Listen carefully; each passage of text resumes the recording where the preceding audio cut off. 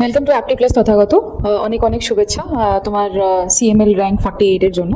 তো প্রথম যখন তুমি রেজাল্ট দেখলে তোমার কি ফিল ছিল, অ্যান্ড তোমাকে অ্যাকচুয়ালি রেজাল্টের ব্যাপারে বললো কে? ম্যাম, রেজাল্ট তো আমি এক্সপেক্ট করছিলাম আগের দিন থেকে কি রেজাল্ট আসবে এরকম খবর ছিল। আর আমার বন্ধু যে আগের বার রেভিনিউ সার্ভিস পেয়েছে রামকৃষ্ণ, ওই আমাকে কল করে বললো যে তুই পেয়েছিস আর তোর র্যাঙ্ক এটা। তো ফার্স্টে তো বিলিভ করতে পারিনি, কারণ অনেক দিনের একটা এক্সপেকটেশন, অনেক দিনের একটা আকাঙ্ক্ষা ছিল কি WBCS বেরোতে হবে। তো শোনার পর সঙ্গে সঙ্গে লিস্ট চেক করে মা বাবাকে কল করে মানে বললাম যে এটা নিয়ে, সবাই খুব খুশি। সেই আনন্দে আমি আরো আপ্লুত হয়ে গেলাম। তো এটাই ম্যাম কি মানে খুবই আনন্দিত একটা ইয়ে ছিল, এক্সপিরিয়েন্স হয়েছে। নিশ্চয়ই, এত বছর অপেক্ষার পর যদি একটা 48 র্যাঙ্ক আসে তাহলে খুবই আনন্দেই হয়। এটাও আমি জানি তথাগত কি তুমি সিজিএল কোয়ালিফাই করেছো, and you are working in CAG, right ma'am. তো সেটার সাথে সাথেই কি এটা কোয়ালিফাই করা নাকি কোনো ডিফারেন্স, মানে তার আগে পরে টাইমলাইন ছিল? না ম্যাম, মানে অ্যাকচুয়ালি এক্সামের প্রসেসটাই মানে এরকম 2 বছর ধরে চলে। তো আমি প্রিলিমস যখন দিয়েছিলাম তখন জাস্ট সার্ভিসে ঢুকেছিলাম, মেন্স দিয়েছি যখন আমি সার্ভিসের ইন বিটুইন টাইমে একটা ইন্টারভিউ দিয়েছি মানে এই জাস্ট কিছুদিন আগে। তো টোটাল প্রিপারেশন আর টোটাল মানে পুরো এক্সামটাই জবের সাথেই হয়েছে আমার। ওকে, আমি জেনে নেবো তথাগত তোমার এডুকেশনাল ব্যাকগ্রাউন্ড কি? ম্যাম, আমি বিটেক করেছি মেকানিক্যাল ইঞ্জিনিয়ারিংয়ে ফ্রম IIT ধানবাদ। ওকে, তো মানে তুমি সিভিল সার্ভিসে কেন, ওয়াই সিভিল সার্ভিস? এইটা ম্যাম, এইটা একজন তো আমার কলেজের সিনিয়র ছিল, যে ওই সময় চিফ সেক্রেটারি ছিল। তো ওনার মানে ফার্স্ট অফ অল ইন্সপিরেশন উনি ছিলেন আমাকে কি এই একটা সিভিল সার্ভিসের যে ওয়ে আছে এইটাতে মানে কি ধরনের কাজ করলে মানুষের কি উপকার করা যেতে পারে।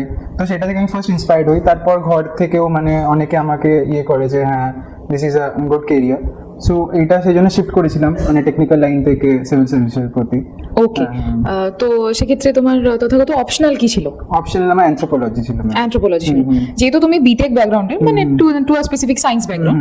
তো তোমার কোনো ইস্যু কি তুমি ফেস করেছিলে রিগার্ডিং হিউম্যানিটি সাবজেক্টস? বিকজ মানে সিভিল সার্ভিস মানে more of art humanity subject মানে। রাইট। না ম্যাম, অ্যাকচুয়ালি এই যেগুলো হিউম্যানিটিস বেসড ডিসিপ্লিন আছে, অপশনাল সাবজেক্টগুলোতে চুজ করা যায়। তো সেগুলোর মানে মোটামুটি রিসোর্সেস অনলাইনে অনেক প্রচুর অ্যাভেলেবেল আছে। আর যদি মানে কেউ ইচ্ছা হয় পড়তে, তো তার জন্য তো কোনো মানে এটা বাধাই নয়।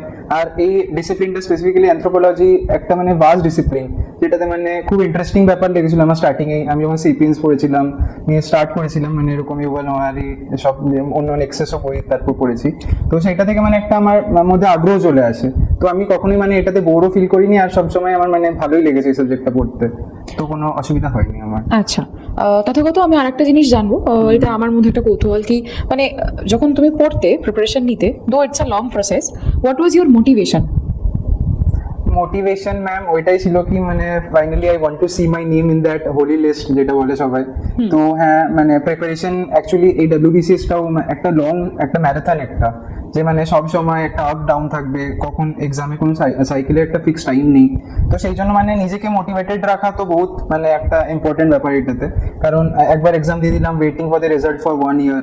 তো সেখানে মানে নিজেকে কন্টিনিউয়াস এই প্রসেসে রাখা, কি পড়াশোনা তুমি করছো, কারেন্ট অ্যাফেয়ার্স ফলো করছো, নিউজ পেপার পড়ছো। তো মানে প্রসেসে থাকলে আমার মনে হয় জিনিসটা ভালোই লাগবে, খারাপ লাগার কোনো ইয়ে নেই। নতুন নতুন জিনিস পড়াশোনা অনেক ভালো জিনিসই, এটা প্রিপারেশনটা একটা ইন্টারেস্টিং ফেজ একটা আমার মতে। তো এট দি এন্ড পড়তে হবে, তাই তো? রাইট, পড়তে তো হবে। হ্যাঁ, তো পড়তে হবে। তো সেক্ষেত্রে তুমি যখন প্রিপারেশন নিতে তোমার সবচেয়ে বেশি ডিফিকাল্ট কোন সাবজেক্টস গুলো লাগতো, যেটাতে তুমি ওভারকাম করেছো, মানে তোমার লেগেছে যে না এটা আমাকে আগে পড়তে হবে, বিকজ বাকিগুলো তোমার পড়ে নেবো আমি? অ্যাজ সাচ ম্যাম, স্টার্টিং যখন করেছিলাম তখন হিস্ট্রি স্পেসিফিক্যালি একটু স্কেপটিক্যাল ছিলাম ওই সাবজেক্টটা নিয়ে, কারণ টেকনিক্যাল ব্যাকগ্রাউন্ড ছিল। মানে আমি জাম্পও করেছিলাম কি 11-12-এ হিস্ট্রির সাথে কোনো লেনদেন ছিল না, কারণ ওই সাবজেক্টটা মনে হতো মুখস্থ করে পড়তে হয়। তো ওখান থেকে আমার মনে হয়েছিল যে হিস্ট্রি বহুত টাফ হবে। বাট আস্তে আস্তে মানে হিস্ট্রি যখন পড়াশোনা শুরু করি, একটা মানে অনেক ভালো ভালো এরকম ভিডিওস দেখি, তারপর এরকম মেটেরিয়ালও যে অ্যাভেলেবেল আছে সেগুলো পড়ি। তো আমার ইন্টারেস্ট জন্মে যায় মানে অটোমেটিক্যালি। তো আমার মনে হয়েছিল যে এই জিনিসটা মানে একবার ভালোবাসতেই শুরু করে যেই সাবজেক্ট, তো সেইটাতে মানে অসুবিধা হয় না। ভালোবেসে পড়লে সেই সাবজেক্টটাও মানে তুমি ভালোবাসতেই স্টার্ট করবে। তো আচ্ছা, তো অনেক কিছুই জানলাম তোমার থেকে তথাগত। ফিউচার অ্যাসপিরেন্টদের জন্য তুমি কি বলবে? ম্যাম, এটাই কি যারা স্পেসিফিক্যালি WBCS অ্যাটেম্প করছে, তো একটা পারসিভিয়ারেন্স একটা বহুত বড় মানে ইম্পর্টেন্ট একটা অ্যাপটিটিউড যেটা ডেভেলপ করা দরকার এই স্টুডেন্টদের জন্য। কারণ এক্সামটা আমি আগেই বলছি একটা ম্যারাথন, কোনো ফিক্স সাইকেল মানে এরা ফলো করে না, যেরকম মানে টাইমলি বাউন্ড এক্সাম হচ্ছে না। তো সেই জন্য মানে নিজেকে মোটিভেটেড রাখা বহুত ইম্পর্টেন্ট।